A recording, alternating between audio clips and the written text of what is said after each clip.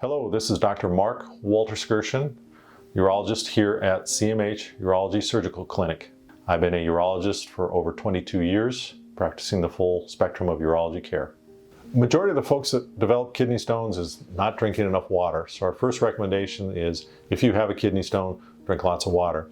There is about 30% of folks that do get kidney stones because of family history and metabolic conditions. And we evaluate that here in folks that are at risk for recurrent stones to see if they need to be on medical therapy to prevent stones. Patients, when they have a kidney stone, they usually know it. It's usually severe pain, nausea, vomiting, may have difficulty going to the bathroom. In some patients, they even present with bad infections.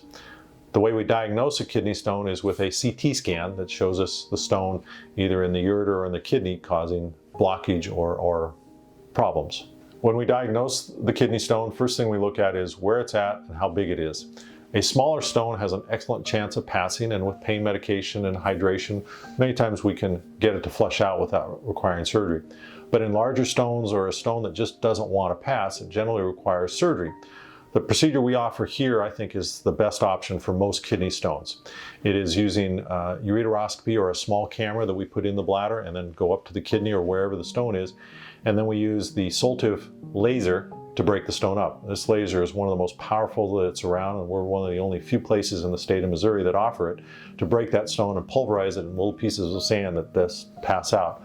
I found it to be more effective and more successful than the traditional shockwave lithotripsy or sound waves to break stones up, because many times those stones were too hard for the shockwave therapy and they would never break up.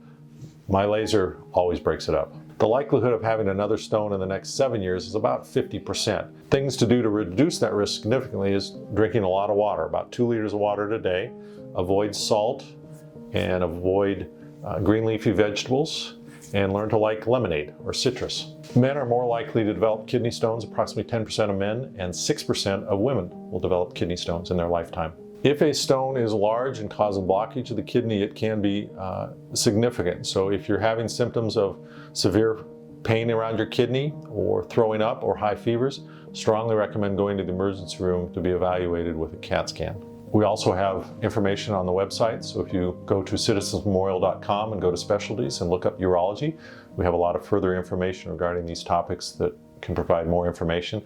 But if you have any further questions, don't hesitate to call us.